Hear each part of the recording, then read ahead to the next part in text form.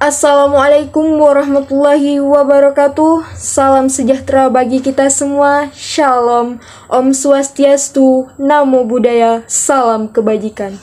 Alhamdulillahirabbil alamin, wassalatu wassalamu ala asrafil anbiya'i wal mursalin wa ala alihi wa sahbihi rasulillahi ajmain. Amma ba'du. Alhamdulillah, pada kesempatan kali ini Allah masih memberikan kita umur dan kebahagiaan untuk tersenyum di hari yang bahagia ini dan memberikan kesempatan kita untuk bertatap muka walau terhalang oleh layar. Tapi meskipun begitu, tidak menghalangi semangat kita untuk selalu berkarya, apalagi kita sebagai mahasiswa dan anak bangsa untuk menjunjung tinggi dan memajukan bangsa kita. Walau bangsa sedang berduka, tapi semangat kita tak akan terhalangkan oleh itu semua.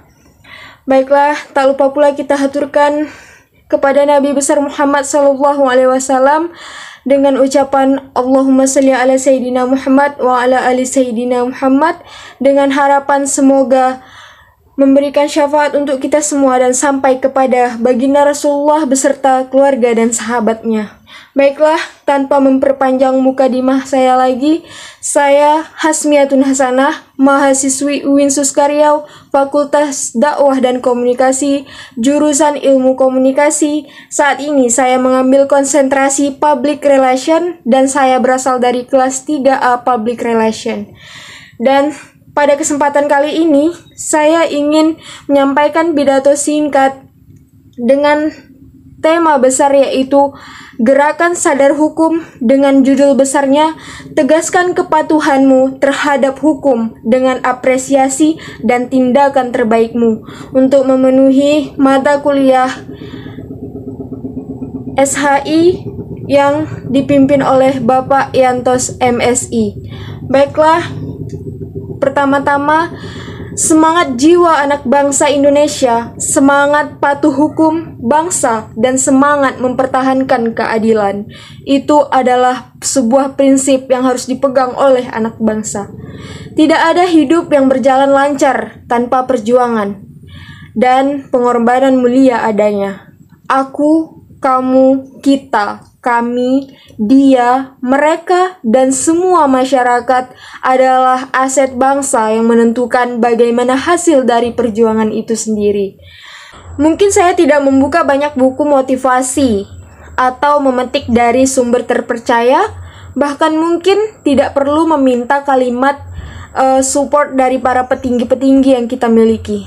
Tapi yang saya perlukan yang terutama adalah kesadaran diri saya sendiri untuk membuat suatu hal yang berbeda dan terwujud di negara ini. Dan support yang membuat saya merasa saya bisa mengubah negara. Mungkin saya bisa mengubah kehidupan sekitar. Maksud saya, ketika saya tidak bisa mengubah negara, mungkin saya bisa mengubah kehidupan sekitar saya untuk lebih baik dan selalu taat pada yang sudah ditentukan. Apalagi peraturan. Nah, disinilah maksud dan tujuan pidato saya akan saya sampaikan. Jika kita mendefinisikan hukum menurut Austin, hukum adalah peraturan yang diciptakan untuk memberikan bimbingan kepada makhluk yang berakal. Siapa lagi kalau bukan kita sebagai manusia, bahkan masyarakat Indonesia sebagai kita. Dan untuk memberikan bimbingan kepada makhluk yang berakal itu, kita sebagai manusia, yang namanya hukum pasti ada tujuannya, pasti ada aturannya. Baik jika tidak berbuat salah, maka hukum tidak akan ada. Begitu juga jika tidak melihat hukum, berarti kita juga tidak melihat peraturan ini. Jadi, hukum tercipta karena adanya peraturan. Dan peraturan adalah hal yang harus kita taati. Jika kita menaati peraturan, maka tidak akan ada hukum yang berlaku. Berbeda dengan kejahatan yang terjadi. Contoh, jika kejahatan terjadi dan di dalam sebuah hukum itu tidak dicatat sanksinya, maka kejahatan tersebut akan bisa dipertimbangkan lagi karena tidak ada peraturan atau sanksi yang ditulis dalam hukum. Nah, begitulah kita harus menyadari dan kita harus memahami bagaimana cara menegakkan hukum dan bagaimana kita melihat hukum tersebut ditulis di dalam sebuah peraturan. Hukum akan timbul dan akan ditegakkan jika memang ada ditulis dalam peraturan dan sanksinya tersebut. Jadi kita sebagai rakyat juga harus bisa memandang di mana hukum itu dan bagaimana mereka cara menegakkan hukum. Karena seorang polisi juga punya aturan, juga punya caranya untuk menegakkan hukum. Hakim juga mempunyai cara untuk menegakkan hukum. Jaksa, mereka punya cara untuk menegakkan hukum, untuk membela pidana. Bagaimana mereka menyampaikan sebuah kebijakan mereka? Karena mereka mempunyai aturan dan mereka mempunyai hukum dan sanksi yang telah mereka dapatkan dari wakil rakyat atau DPR yang telah menciptakan peraturan-peraturan tersebut. Nah, kita sebagai masyarakat harus pintar-pintar melihat hukum. Kuncinya ada di dua itu, bagaimana cara menegakkan hukum dan bagaimana mereka menegakkan hukum dan kita melihat hukum itu terjadi. Jika sesuai, maka percayalah dengan hukum. Tapi jika tidak sesuai, kita boleh bertindak dan itu namanya hukum acara. Mereka punya cara sendiri untuk menegakkan hukum. Kenapa saya katakan kepada teman-teman dan masyarakat, kita harus pintar-pintar melihat penegakan hukum dan caranya, serta bagaimana kita harus taat kepada peraturan. Kita ambil contoh seperti kita ketahui berdasarkan Undang-Undang Nomor 20 Tahun 2009, bagi pengendara motor yang melanggar aturan atau menerobos lampu lalu lintas atau lampu merah akan dikenakan hukuman pidana kurang paling lama 2 bulan atau denda paling banyak 500.000 dan banyak lagi peraturan di mana jika tidak berhelm gimana, jika tidak punya SIM gimana dan lainnya. Nah, dari peraturan tersebut dapat kita ambil bagaimana kita ketika kita berpikir bahwa aku kan pengen cepat, aku kan ada kecelakaan atau orang tuaku meninggal atau yang lain-lainnya atau pengen mendesak hal-hal yang mendesak, kita mungkin berpikir hal itu akan dimaklumi oleh para kebijakan atau seperti polisi atau hakim atau yang lainnya. Tapi bagi mereka itu adalah hukum yang sudah mereka tulis dan ada sanksinya. Jika kita melanggar itu akan membuat mereka menegakkan hukum. Nah, mereka juga punya cara bagaimana mereka bekerja. Dan kita sebagai masyarakat, kita punya hak juga untuk menaati peraturan. Dan polisi mempunyai hak untuk menilang kita karena kita sudah tidak menaati peraturan.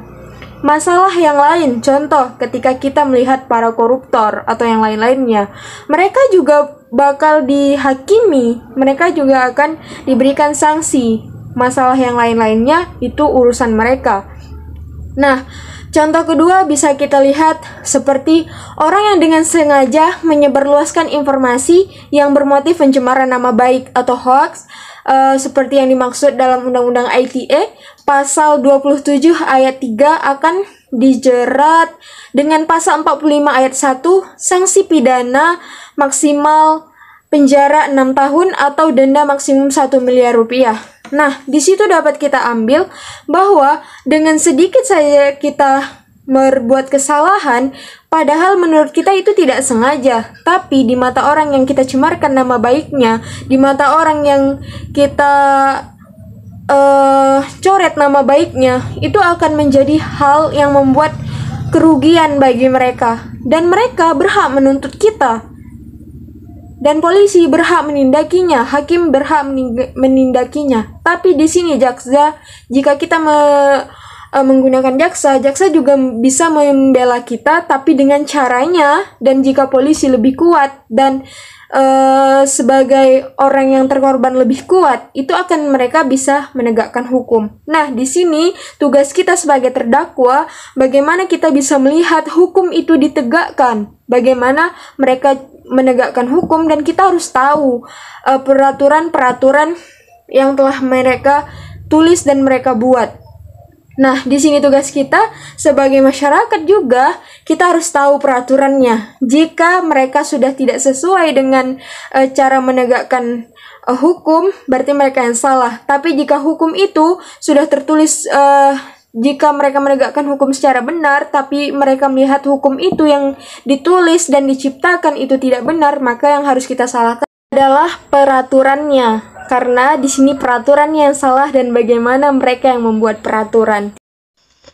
Nah, teman-teman, makanya dari itu saya sebagai mahasiswa mengajak teman-teman dan masyarakat Indonesia untuk menaati peraturan dan undang-undang yang telah ditetapkan. Karena pemerintah kita juga bekerja dengan adanya cara mereka menegakkan hukum. Jadi kita sebagai mahasiswa atau masyarakat hendaknya bijak dalam menghadapinya. Karena dua hal, kita harus tahu bagaimana undang-undang itu tertulis dan bagaimana cara menegakkan undang-undang.